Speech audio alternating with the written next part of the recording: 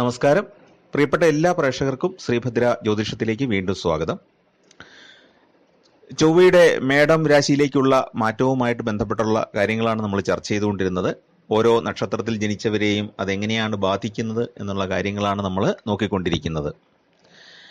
അപ്പോൾ ഈ ഗ്രഹങ്ങളുടെ രാശിമാറ്റം ഇപ്പോഴെന്നല്ല, വളരെ പുരാതന കാലത്ത് തന്നെ ഗവേഷകരെ വളരെ ആകർഷിച്ചിരുന്ന ഒരു കാര്യമാണ്.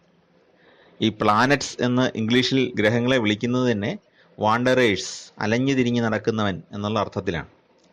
അപ്പോൾ ഗ്രഹങ്ങൾ ഇങ്ങനെ എപ്പോഴും സഞ്ചരിച്ചുകൊണ്ടിരിക്കുകയാണ്. ചിലത് കുറച്ച് വേഗത്തിലാണ് നീങ്ങുന്നത്, ചിലത് വളരെ പതുക്കെയാണ് നീങ്ങുന്നത്. അപ്പം നമ്മൾ ഈ രാശി ചക്രത്തിൽ 30 ഡിഗ്രി വീതമുള്ള 12 രാശികളെയാണ് കൽപ്പിച്ചിരിക്കുന്നത്. അപ്പോൾ ഈ ഗ്രഹങ്ങൾ സ്ഥാനം മാറുന്നതനുസരിച്ച് ഭൂമിയിലെ കാലാവസ്ഥയിലും മനുഷ്യർ തമ്മിലുള്ള ബന്ധങ്ങളിലും പ്രകൃതിയിലും ധാരാളം മാറ്റങ്ങൾ ഉണ്ടാകും. അപ്പോൾ ഈ ചൊവ്വയ്ക്കൊരു പ്രത്യേകതയുള്ളത്, ചൊവ്വ ഒരു ആഗ്നേയ ഗ്രഹമാണ്, അഗ്നിഭൂതമായിട്ടുള്ള ഗ്രഹമാണ്, ചൂടിൻ്റെ സൂചകമായ ഗ്രഹമാണ്.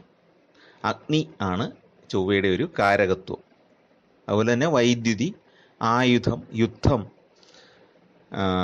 പിന്നെ അക്രമവാസന, ഇതൊക്കെ ചൊവ്വയുടെ കാരകത്തിൽപ്പെടുന്നതാണ്. ഇതുപോലെ തന്നെയാണ് മേടം രാശിയും. മേടം രാശി ഒരു ആഗ്നേയ രാശിയാണ്, അഗ്നിഭൂതമായിട്ടുള്ള രാശിയാണ്. ചൊവ്വയുടെ സ്വക്ഷേത്രമാണ്, മൂലക്ഷേത്രവുമാണ്. അപ്പോൾ ആഗ്നേയഗ്രഹമായ ചൊവ്വ ആഗ്നേയഗ്രഹമായ മേടം രാശിയിൽ വരുമ്പോൾ അതിനൊരു പ്രത്യേകത എന്താണെന്ന് വെച്ചാൽ, ഒരേ എലമെൻറ്റ്സ് തമ്മിൽ ചേർന്ന് ചൊവ്വയുടെ ശക്തി വളരെയധികം വർദ്ധിക്കുകയാണ് ചെയ്യുന്നത്. ശക്തി വർദ്ധിക്കുക എന്ന് പറഞ്ഞാൽ ചൊവ്വ ഭൂമിയിൽ ചെലുത്തുന്ന അല്ലെങ്കിൽ മറ്റ് ഗ്രഹങ്ങളിലേക്ക് ചെലുത്തുന്ന സ്വാധീന ശക്തി വർദ്ധിക്കുന്നു. ഇന്ന് നമുക്ക് നോക്കാനുള്ളത് മീനക്കൂറിൽപ്പെടുന്ന പൂരുരുട്ടാതി, ഉത്രട്ടാതി, രേവതി. പൂരുരുട്ടാതിയുടെ അവസാന പാദം, ഉത്രട്ടാതി, രേവതി, ഈ നക്ഷത്രങ്ങളിൽ ജനിച്ച ആളുകൾക്കുണ്ടാകുന്ന അനുഭവങ്ങളെ പറ്റിയാണ്. മീനക്കൂറുകാരെ സംബന്ധിച്ച് ആദ്യം നമുക്ക് കൂറിൻ്റെ ഫലം നോക്കാം. മീനക്കൂറുകാരെ സംബന്ധിച്ച് ചൊവ്വ വന്നിരിക്കുന്നത് 2ാം ഭാവത്തിലാണ്. 2ാം ഭാവത്തിൽ എന്തൊക്കെയാണ്? വാക്ക്, വിദ്യ, ധനം പ്രധാനമായിട്ടും. വേറെ ഒരുപാട് കാരകത്വമുണ്ട്. പ്രധാനപ്പെട്ടതാണ് ഞാൻ പറഞ്ഞത്, നമ്മുടെ ജീവിതത്തിലെ വളരെ ഡയറക്റ്റായിട്ട് ബാധിക്കുന്ന കാര്യങ്ങളാണ്. ചൊവ്വ 2ാം ഭാവത്തിൽ സഞ്ചരിക്കുന്ന സ്ഥാനം, 2ാം ഭാവത്തിൽ സഞ്ചരിക്കുന്ന കാലമായതുകൊണ്ട് പരുക്കൻ വാക്കുകൾ പറയാനുള്ള സാധ്യതയുണ്ട്, പരുഷ വാക്കുകൾ. ചൊവ്വ ഒരു ക്രൂരഗ്രഹമാണ്. നമുക്കറിയാം, വിവാഹത്തിൻ്റെ കാര്യത്തിൽ ചൊവ്വയാണ് നമ്മൾ ആദ്യം നോക്കുന്നത്, വിവാഹ പൊരുത്തം നോക്കുമ്പോൾ. 2ാം ഭാവത്തിൽ ചൊവ്വ വരുമ്പോൾ ചൊവ്വയുടെ ആ തനി സ്വഭാവം വരുന്നു. എന്താണ്? പരുഷമായ വാക്കുകൾ, പരിഭവം തോന്നിപ്പിക്കുന്ന വാക്കുകൾ, യുദ്ധമുണ്ടാക്കാനിടയുള്ള വാക്കുകൾ, കലഹമുണ്ടാക്കാനിടയുള്ള വാക്കുകൾ. അങ്ങനെ ഈ മോശമായ വാക്കുകൾ പറഞ്ഞ് കലഹത്തിലേക്ക് നയിക്കാനുള്ള ഒരു സാധ്യതയാണ് പ്രധാന കാര്യം. അതുകൊണ്ട് തന്നെ എന്ത് ചെയ്യണം? നമ്മൾ വളരെയേറെ ശ്രദ്ധിക്കണം നമ്മുടെ സ്വഭാവത്തിൽ മാന്യത പുലർത്താനും. അതായത് ഈ മീനക്കൂറിൽപ്പെട്ട പൂരുട്ടാതി, ഉത്രട്ടാതി, രേവതി നക്ഷത്രക്കാർ ഈ സമയത്ത് മാന്യമായിട്ട് തന്നെ സംഭാഷണവും പെരുമാറ്റവും ചെയ്യാനായിട്ട് തീരുമാനിക്കണം. അപ്പോൾ അവർക്ക് മറ്റൊരു പ്രത്യേകത കൂടെയുണ്ട്. അവർക്ക് 7.5 ശനിയുടെ ആദ്യ ഭാഗമാണിപ്പം കടന്നു പോയിക്കൊണ്ടിരിക്കുന്നത്. ആദ്യത്തെ 2.5 വർഷമാണ് അവർക്ക് കടന്നു പോയിക്കൊണ്ടിരിക്കുന്നത്. 12-ൽ ശനി നിൽക്കുന്ന കാലമാണ്. ഈ 12-ൽ ശനി വരുമ്പോൾ തന്നെ നമുക്ക് ജീവിതത്തിൽ നെഗറ്റീവായിട്ടുള്ള കുറേ അനുഭവങ്ങൾ ഉണ്ടായി തുടങ്ങും. ജന്മശനിയാണ് ഏറ്റവും കടുപ്പമായിട്ടുള്ളത്. അപ്പോൾ 12-ൽ ശനി നിൽക്കുന്നു, 7.5 ശനിയുടെ തുടക്കമാണ്, ചൊവ്വ 2-ലും വന്ന് നിൽക്കുന്നു. തീർച്ചയായിട്ടും ഒരു കലഹമുണ്ടാക്കാനായിട്ടുള്ള പല പല സന്ദർഭങ്ങൾ വന്നു ചേരും. കുടുംബ ബന്ധങ്ങളുടെ ദൃഢത നിലനിർത്താനായിട്ട് വളരെ ബുദ്ധിമുട്ടായിരിക്കും. എന്ന് പറഞ്ഞാൽ കുടുംബ ബന്ധങ്ങൾക്ക് ഒരു ബലം വരണമെങ്കിൽ പരസ്പര സ്നേഹം വേണം. കലഹം ഉണ്ടായിക്കൊണ്ടിരുന്നു കഴിഞ്ഞാൽ ഈ പരസ്പര സ്നേഹവും വിശ്വാസവും ഉണ്ടാകുകയില്ല. അപ്പോൾ അതുകൊണ്ട് തന്നെ ആ കുടുംബ ബന്ധങ്ങൾ തമ്മിലുള്ള ആ ഇഴയെടുപ്പം കുറഞ്ഞു കുറഞ്ഞ് വരും. വാക്കുകളാണ് അതിന് പ്രധാന കാരണം. മനസ്സിന് വ്യസനമുണ്ടാകും. വാക്കുകൾ കൊണ്ടോ പ്രവൃത്തികൾ കൊണ്ടോ ഒക്കെ മനസ്സിന് വ്യസനം ഉണ്ടാകും, ക്ലേശങ്ങൾ ഉണ്ടാകും ജീവിതത്തിൽ. വരുമാനത്തിൽ കുറവ് വന്നേക്കാം, ധനം ധനത്തിൻ്റെ ഭാവത്തിലാണ് ചൊവ്വ നിൽക്കുന്നത്. ധനം പിടിച്ചെടുക്കും എന്നൊരു ഫലവും പറയാം കേട്ടോ. അക്രമവാസനയുള്ള ഗ്രഹമാണ്. അപ്പോൾ കുടുംബസ്വത്തൊക്കെ വീതം വെപ്പിച്ച് വാങ്ങിച്ചെടുക്കാനുള്ള ഒരു കാരകത്വവും വരുന്നുണ്ട്. എന്നാൽ കുടുംബ ബന്ധങ്ങളിൽ അതുമൂലം വിള്ളലുണ്ടാവുകയും വ്യസനം പിന്നീട് ഉണ്ടാവുകയും ചെയ്യും എന്നുള്ളത് മറ്റൊരു കാര്യമാണ്.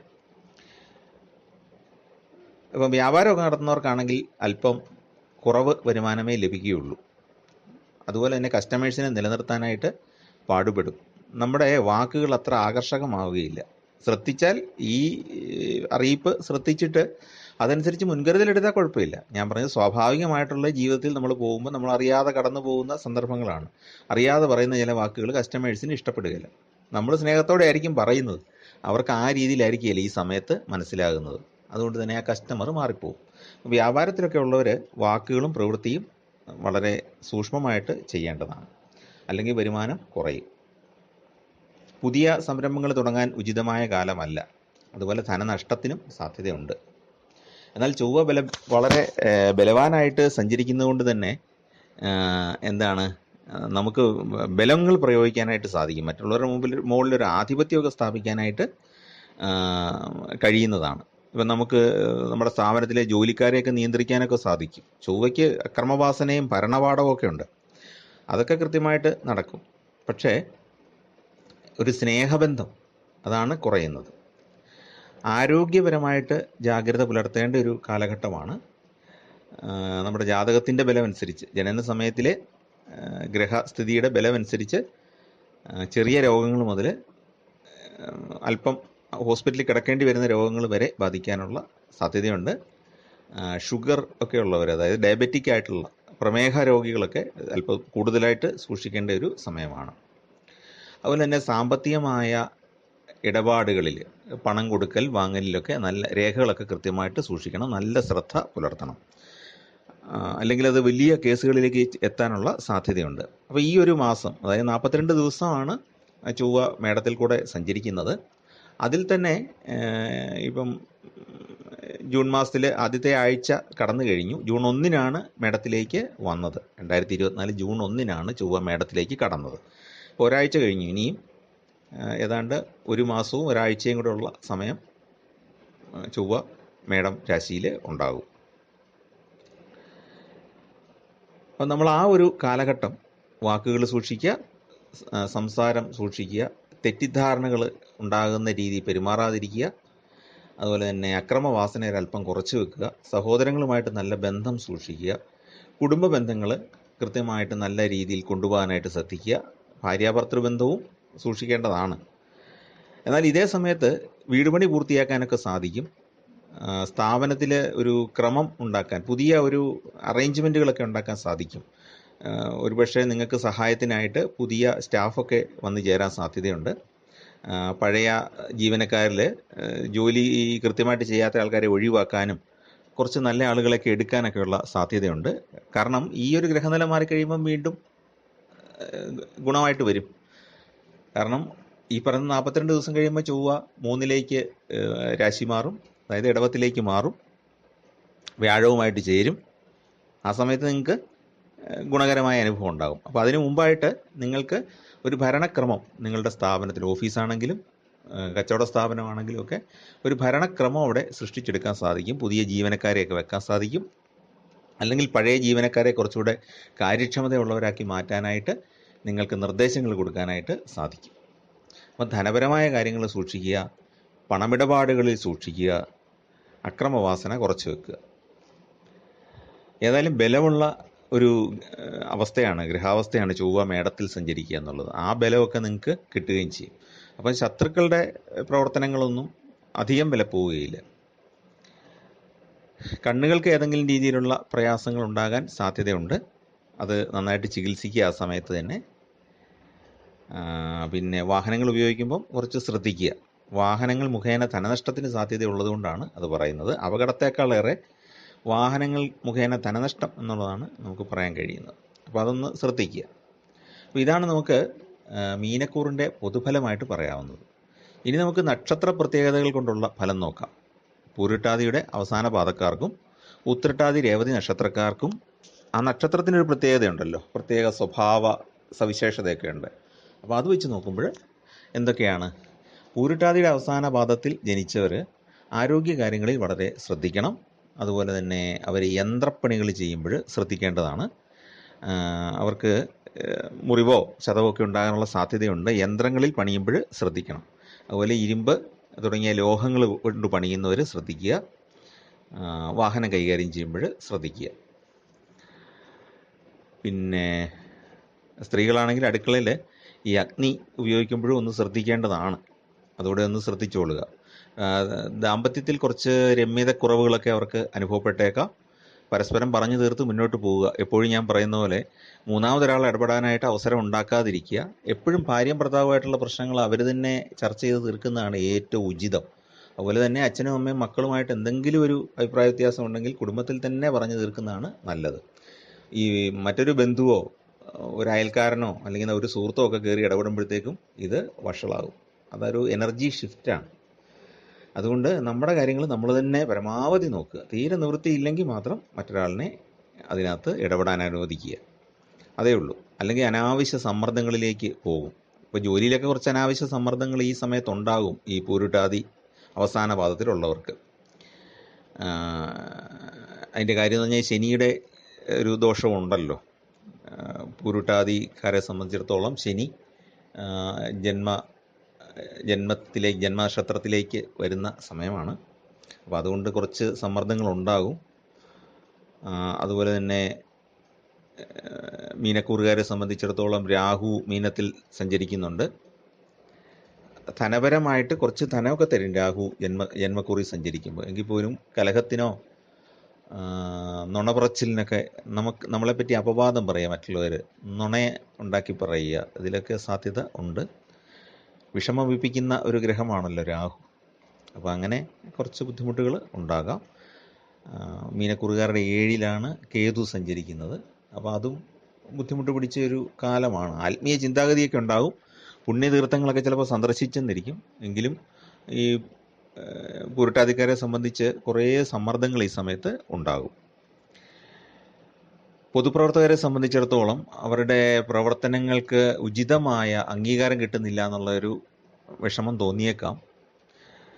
ശത്രുക്കളുടെ പ്രവർത്തനങ്ങളും അവർക്കെതിരെ ഉണ്ടായേക്കാം. അതൊക്കെ ഒന്ന് കരുതി മുന്നോട്ട് പോവുക. സഹകരണ രംഗത്തൊക്കെ പ്രവർത്തിക്കുന്നവർക്ക് കുറേ ആരോപണങ്ങളൊക്കെ നേരിടേണ്ടി വരും.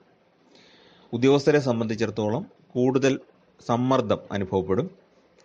വിദ്യാർത്ഥികളെ സംബന്ധിച്ചിടത്തോളം ഇഷ്ടമില്ലാത്ത വിഷയം പഠിക്കുന്നതിന് പലർക്കും ഇടയാകും. ജാതകത്തിൽ ബുധനും വ്യാഴമൊക്കെ ഗുണകരമാണെങ്കിൽ കുഴപ്പമില്ല. അല്ലാത്തവർക്ക് ഇഷ്ടമില്ലാത്ത വിഷയം പഠിക്കേണ്ട അവസരങ്ങൾ ഈ സമയത്ത് ഉണ്ടാകും. അല്ലെങ്കിൽ പഠനത്തിന് വേണ്ടിയിട്ട് കുറച്ച് ദൂരോട്ട് വീട് വിട്ട് മാറി നിൽക്കേണ്ടി വരും. ഇതിലേതെങ്കിലും ഒന്നാണ് സംഭവിക്കാൻ സാധ്യതയുള്ളത്. കൃഷികാര്യങ്ങളിൽ കുറച്ച് ഗുണകരമാണ്. എങ്കിൽ പോലും കൃഷിയിൽ പൂർണ്ണമായും ശ്രദ്ധ ചെലുത്താൻ പറ്റാത്ത സാഹചര്യങ്ങൾ പൂരുട്ടാതി അവസാന പാദത്തിൽപ്പെട്ടവർക്ക് ഉണ്ടായേക്കും. അടുത്ത ഉത്രട്ടാതിയാണ്. ഉത്രട്ടാതി നക്ഷത്രത്തിൽ ജനിച്ചവർക്ക് വിദ്യാഭ്യാസപരമായിട്ട് കുറച്ചുകൂടെ ഗുണകരമാണ്. പുണ്യസ്ഥലങ്ങളൊക്കെ സന്ദർശിക്കാനും പ്രാർത്ഥിക്കാനും ഒക്കെ സാധിക്കുന്നതാണ്. എന്നാലും മനസ്സിനൊരു സമ്മർദ്ദം ഉണ്ടായിരിക്കും. എങ്കിൽ പോലും നമുക്ക് ഉദ്ദേശിക്കുന്ന കോഴ്സിന് പ്രവേശനം കിട്ടാനൊക്കെ അവർക്ക് കുറച്ചുകൂടെ കൂടുതൽ സാധ്യതയുണ്ട്. എല്ലാ ആഗ്രഹങ്ങളും ഒന്നും സാധിച്ചു കിട്ടുകയില്ല. ആഗ്രഹങ്ങൾ സാധിക്കാത്തതിൽ നിരാശ തോന്നും. പിതൃസ്വത്ത് കിട്ടാനുള്ള സാധ്യതയുണ്ട്. ഭക്ഷണം ശ്രദ്ധിക്കാതെ കഴിക്കുന്നത് കൊണ്ട് അസിഡിറ്റി പോലുള്ള രോഗങ്ങൾക്ക് ഇടയാകും. ചെറുപ്പക്കാരും വിദ്യാർത്ഥികളും പ്രത്യേകമായിട്ട് ശ്രദ്ധിക്കുക. ജങ്ക് ഫുഡ് അധികം കഴിക്കാൻ പാടില്ലാത്തൊരു സമയമാണ്. ആഗ്നേയഗ്രഹം ആഗ്നേയരാശിയിൽ നിൽക്കുന്ന ഒരു സമയമാണ്. ചൊവ്വയുടെ സ്ഥാനം എന്ന് പറയുന്നത് നമ്മുടെ വയറിൻ്റെ സ്ഥാനമാണ്. ഓരോ ഗ്രഹത്തിനും ശരീരത്തിൽ ഓരോ സ്ഥാനം കൽപ്പിച്ചിട്ടുണ്ട്.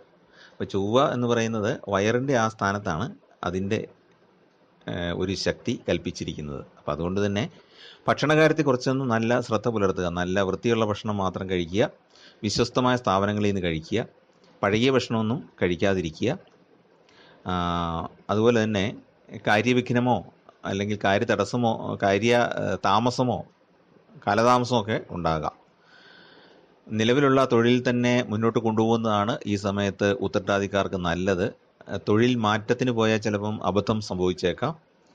ബിസിനസ്സിന് വായ്പയൊക്കെ കിട്ടാനുള്ള സാധ്യതയുണ്ട്. പക്ഷേ കടബാധ്യത അവിടെ ഉണ്ടാകുന്നു എന്നുള്ളതും ശ്രദ്ധിക്കുക. സർക്കാരിൽ നിന്ന് ചില ആനുകൂല്യങ്ങളോ അല്ലെങ്കിൽ കിട്ടാനുള്ള രേഖകളോ ഒക്കെ കിട്ടാനുള്ള സാധ്യതയുണ്ട്. അതുപോലെ തന്നെ നമ്മുടെ പ്രവർത്തന മേഖലയിൽ കുറച്ച് ഗുണകരമായിട്ട് കാര്യങ്ങളൊക്കെ ചെയ്യാൻ സാധിക്കും. അതിന് മേലധികാരികളിൽ നിന്ന് അംഗീകാരമൊക്കെ കിട്ടും. മക്കൾക്ക് വിദ്യാഭ്യാസ പുരോഗതി ഉണ്ടാകാൻ സാധ്യതയുണ്ട്. കുറേ പരാതികളും പരിഭവങ്ങളും നേരിടേണ്ടി വരും ഏതെങ്കിലുമൊക്കെ രീതിയിൽ. വിദേശത്ത് പോകാൻ ശ്രമിക്കുന്നവർക്ക് സാധിക്കും, പ്രത്യേകിച്ച് ചെറുപ്പക്കാർക്ക്. ചൊവ്വയും യൗവനവുമായിട്ടൊരു ബന്ധമുണ്ട് എന്ന് ഞാൻ പല വീഡിയോകളിലും പറഞ്ഞിട്ടുണ്ട്. ചൊവ്വ ഒരു യൗവനത്തിൻ്റെ കാരകനാണ്. അപ്പോൾ ആ ചൊവ്വയുടെ ആനുകൂല്യം ലഭിക്കുന്നവർ വിദേശത്ത് പോകാൻ ശ്രമിക്കുന്നവർക്ക് ഗുണകരമായ ഒരു കാലമാണ്. ഉത്സാഹം വർദ്ധിക്കും. നമുക്ക് സംസാരിക്കാനും നമുക്ക് പെരുമാറാനും ഒക്കെ ഉത്സാഹം വർദ്ധിക്കും. അതെപ്പോഴും പോസിറ്റീവായ സൈഡിലേക്ക് തിരിച്ചുവിടുന്നത് നമ്മുടെ ഒരു ബുദ്ധി ഉപയോഗിച്ച് ചെയ്യേണ്ട കാര്യമാണ്. അല്ലാതെ ചൊവ്വയെ പഴിച്ചിട്ട് കാര്യമില്ല. അപ്പോൾ ഇൻ്റർവ്യൂവിനൊക്കെ പോകുമ്പം നന്നായിട്ട് പ്രിപ്പയർ ചെയ്ത് പോവുക, നല്ല രീതിയിൽ ഡ്രസ്സ് ധരിച്ച് പോവുക, അതൊക്കെ ശ്രദ്ധിക്കേണ്ടതാണ്. നമ്മുടെ അപ്പിയറൻസ് എപ്പോഴും ഒരു ചുറുചുറുക്കുള്ള ഒരു യുവത്വം നിറഞ്ഞ ഒരു രീതി വേണം പോകാൻ. മടി പിടിച്ചൊന്നും ഇരിക്കരുത്. കാര്യതടസ്സമൊക്കെ ഉണ്ടാകും, സമ്മർദ്ദങ്ങളൊക്കെ ഉണ്ടാകും, എങ്കിലും നമുക്ക് അതിനെയൊക്കെ അതിജീവിക്കാനായിട്ട് സാധിക്കും. നല്ല ജോലിയൊക്കെ കിട്ടാനുള്ള സാധ്യതയുണ്ട്. വീട് വിട്ട് മാറി നിൽക്കേണ്ടി വരും എന്ന് നേരത്തെ പറഞ്ഞല്ലോ, അതാണ് ഒരു കാര്യമുള്ളത്. അടുത്തത് രേവതി നക്ഷത്രക്കാരുടെ ഫലമാണ്. ഇഷ്ടപ്പെട്ട പങ്കാളിയുമായിട്ട് വിവാഹമൊക്കെ നടക്കാൻ സാധ്യതയുണ്ട്. രേവതി നക്ഷത്രക്കാരെ സംബന്ധിച്ച് ഏഴരശനിയുടെ എഫക്റ്റ് തുടങ്ങിയിട്ടേ ഉള്ളൂ, അധികമായിട്ടില്ല. അപ്പോൾ അതുകൊണ്ട് തന്നെ അവർക്ക് സാമാന്യം ഗുണകരമായിരിക്കും. പക്ഷേ വ്യാഴം 3-ലായതുകൊണ്ടുള്ള കുറച്ച് ബുദ്ധിമുട്ടുകൾ ഉണ്ടായേക്കാം, കാര്യതടസ്സങ്ങളൊക്കെ ഉണ്ടാകാം. എങ്കിൽ പോലും കേസുകളിലും വ്യവഹാരങ്ങളിലുമൊക്കെ അനുകൂലമായ തീരുമാനങ്ങളായിരിക്കും ഉണ്ടാകുന്നത്. വാഹനമോ ഗൃഹമോ ഒക്കെ വാങ്ങിക്കാൻ സാധ്യതയുണ്ട്, അല്ലെങ്കിൽ വീട് പുതുക്കിപ്പണിത് താമസിക്കാൻ സാധ്യതയുണ്ട്. പൊതുവേ ചൊവ്വയുടെ ഒരു ആനുകൂല്യം കൊണ്ട് ഊർജ്ജസ്വലമായിട്ട് പ്രവർത്തിക്കാനും സമൂഹത്തിൽ അല്ലെങ്കിൽ കൂട്ടുകാർക്കിടയിലൊക്കെ നല്ലൊരു അംഗീകാരം കിട്ടാനും സാധ്യതയുണ്ട്, ഒരു പരിഗണനയൊക്കെ കിട്ടാനുള്ള സാധ്യതയുണ്ട്. പക്ഷേ എല്ലാ കാര്യത്തിലും കൃത്യത പാലിക്കാൻ കഴിയില്ല എന്നൊരു പ്രത്യേകത രേവതി നക്ഷത്രക്കാർക്കുണ്ട്. കൃത്യസമയത്ത് എത്താൻ കഴിയാതിരിക്കുക, പറയുന്ന കാര്യങ്ങൾ പറയുന്ന രീതിയിൽ ചെയ്തു കൊടുക്കാൻ പറ്റാതിരിക്കുക. പക്ഷേ അതിൻ്റെ ഒരു പ്രത്യേകത എന്താണ്? ബിസിനസ് രംഗത്തുള്ളവർക്ക് ഇതുപോലെ വാക്കുവ്യത്യാസം കാണിച്ചു കഴിഞ്ഞാൽ ബിസിനസ് പോവുകയല്ലേ. അപ്പോൾ അതുകൊണ്ടാണ് അതുകൂടെ ഞാൻ പറഞ്ഞു പോകുന്നത്. അപ്പോൾ വ്യാപാര രംഗത്തുള്ളവർ കൃത്യമായിട്ട് വാക്കുപാലിക്കാനും, ഇപ്പോൾ ഉദാഹരണത്തിന് കാറ്ററിംഗ് നടത്തുകയാണ്, കൃത്യമായിട്ട് ഭക്ഷണം എത്തിച്ചു കൊടുത്തില്ലെങ്കിൽ, അത് നല്ല ഭക്ഷണം എത്തിച്ചു കൊടുത്തില്ലെങ്കിൽ നമ്മുടെ ബിസിനസ് പോവും. പക്ഷേ ഈ സമയത്ത് വാക്ക് പാലിക്കാനും സമയം പാലിക്കാനും അല്പം ബുദ്ധിമുട്ടും. അതുകൊണ്ട് കാലയെ കൂട്ടി തന്നെ പ്ലാൻ ചെയ്ത് മുന്നോട്ട് പോവുക. കരാറ് പണികളിൽ നിന്ന് ആദായം വർദ്ധിക്കുന്ന കാലമാണ്. പിതാവിൻ്റെ കുടുംബത്തിലുള്ളവരുമായിട്ട് അടുപ്പം വർദ്ധിക്കാനുള്ള സാധ്യതയുണ്ട്. പ്രണയിക്കുന്നവർക്ക് കാലം അത്ര അനുകൂലമല്ല എന്നുള്ളതാണ് ഒരു പ്രത്യേകത. നല്ല നേട്ടങ്ങൾ ഉണ്ടാക്കണമെങ്കിൽ ഒരുപാട് പ്രയത്നം ചെയ്യേണ്ടി വരും. ചെറിയ ചെറിയ കാര്യങ്ങൾ സാധിച്ച് കിട്ടിക്കൊണ്ടിരിക്കും. ഒരു വലിയൊരു ഗിഫ്റ്റ് കിട്ടണമെങ്കിൽ, ജീവിതത്തിൽ വലിയൊരു ടേണിംഗ് പോയിന്റ് ഉണ്ടാകണമെങ്കിൽ കഠിനമായ ശ്രമം ഈ സമയത്ത് ആവശ്യമായിട്ട് വരും. കലാപ്രവർത്തനങ്ങൾ ഗുണകരമായിട്ട് വരും. അതുപോലെ തന്നെ കുടുംബം ശിശുജനനം കൊണ്ട് അനുഗ്രഹീതമാകാൻ സാധ്യതയുണ്ട്. വീട്ടിലൊരു കുട്ടി ജനിക്കാനും വീട്ടിലെ അന്തരീക്ഷം കുറച്ചുകൂടെ പോസിറ്റീവ് ആകാനൊക്കെയുള്ള ഒരു സാധ്യതയും ഈ രേവതി നക്ഷത്രക്കാർക്കുണ്ട്. മടിയൊക്കെ പൂർണ്ണമായിട്ട് ഉപേക്ഷിക്കുക. ഉദാസീനത തോന്നും പല കാര്യങ്ങളിലും, അത് പൂർണ്ണമായിട്ടും മാറ്റിയിട്ട് ചുറുചുറുക്കോടെ കാര്യങ്ങൾ ചെയ്യുക. ചുറുചുറുക്കും കൃത്യനിഷ്ഠയും പാലിക്കാനായിട്ട് ശ്രദ്ധിക്കുക. ബിസിനസ് ചെയ്യുന്നവർ, അതും സർവീസ് ബിസിനസ് ചെയ്യുന്നവർ പ്രത്യേകിച്ചും ശ്രദ്ധിക്കുക. രേവതി നക്ഷത്രക്കാർ അവരുടെ മടിയും കാലതാമസമൊക്കെ മാറ്റിയിട്ട് ചുറുചുറുക്കോടെ കാര്യങ്ങൾ ചെയ്താൽ അവർക്ക് ഈ 42 ദിവസമല്ലേ ഉള്ളൂ, ഒരു മാസം ഒരാഴ്ചയും കൂടെ ഉള്ളൂ ഇനി ചൊവ്വ മേടത്തിൽ. പക്ഷേ ഈ ചൊവ്വ ആഗ്നേയഗ്രഹമായതുകൊണ്ടും മേടം ആഗ്നേയരാശി ആയതുകൊണ്ടും ഈ പറഞ്ഞ കുറച്ച് ബുദ്ധിമുട്ടുകൾ അനുഭവിച്ചേ പറ്റുള്ളൂ. പക്ഷെ നമുക്കതിനെ പോസിറ്റീവാക്കി എടുക്കാം. ആ കിട്ടുന്ന ചുറുചുറുക്കിനെ, ആ വാക്സാമർഥ്യത്തെയൊക്കെ പോസിറ്റീവായിട്ട് മാറ്റിയെടുക്കാം. ചൊവ്വ പലപ്പോഴും അതിനെ നെഗറ്റീവാക്കാൻ ശ്രമിക്കുമെങ്കിലും നമുക്ക് നമ്മുടെ പ്രവൃത്തി കൊണ്ട് നല്ലൊരു രീതിയിൽ, നല്ല ഒരവസ്ഥയിലേക്ക് നമ്മുടെ ജീവിതം കൊണ്ടുപോകാനായിട്ട് സാധിക്കും. അപ്പം നമ്മൾ എൻ്റെ പ്രാർത്ഥന കൂടെ ഉണ്ടായിരിക്കണം എന്ന് മാത്രം. അപ്പോൾ എല്ലാവർക്കും ജീവിതം നന്നായിരിക്കട്ടെ. ഗ്രഹമാറ്റങ്ങളൊക്കെ വളരെ സാധാരണയാണ്. ഈ ഒരു മാസം 1.5 മാസമൊക്കെ കൂടുമ്പോൾ ഗ്രഹങ്ങളിങ്ങനെ മാറിക്കൊണ്ടിരിക്കും. ശനിയാണെങ്കിൽ 2.5 വർഷം, വ്യാഴമാണെങ്കിൽ 1 വർഷം, മറ്റ് ഗ്രഹങ്ങളൊക്കെ ചെറിയ ചെറിയ കാലാവധിയിലെ ഓരോ രാശിയിലും നിൽക്കുകയുള്ളൂ. അപ്പോൾ നമുക്ക് ഈ ഗ്രഹമാറ്റങ്ങൾ കേട്ട് പേടിച്ച് ജീവിക്കാനൊന്നും പറ്റില്ല. എങ്കിലും യുക്തിപൂർവ്വം ചിന്തിച്ച് ഇതൊരു അറിയിപ്പായിട്ട് വിചാരിച്ച് ഇങ്ങനെയുള്ള ചില ഫലങ്ങളൊക്കെ ഉണ്ടാകാൻ സാധ്യതയുണ്ട് എന്ന് വിചാരിക്കുക. നിങ്ങൾക്ക് ഈ വീഡിയോയിൽ പറയുന്ന കാര്യങ്ങൾ നിങ്ങളുടെ ജീവിതവുമായിട്ട് താരതമ്യപ്പെടുത്തി നോക്കാം, ശരിയാകുന്നുണ്ടോ ഇല്ലയോ എന്നുള്ളത്. എല്ലാവർക്കും ദൈവാനുഗ്രഹം ഉണ്ടാകട്ടെ. ചാനൽ ഇഷ്ടപ്പെട്ടെങ്കിൽ ദയവായിട്ടൊന്ന് സബ്സ്ക്രൈബ് ചെയ്യാനും നിങ്ങളുടെ സുഹൃത്തുക്കൾക്കും ബന്ധുക്കൾക്കും ഒക്കെ ഷെയർ ചെയ്ത് കൊടുക്കാനും അപേക്ഷിക്കുന്നു. എല്ലാവരുടെയും അനുഗ്രഹം തുടർന്നും ഉണ്ടാകണം എന്ന് അപേക്ഷിക്കുന്നു. എല്ലാവർക്കും ഈശ്വരാനുഗ്രഹം ഉണ്ടാകാൻ പ്രാർത്ഥിക്കുന്നു. നമസ്കാരം.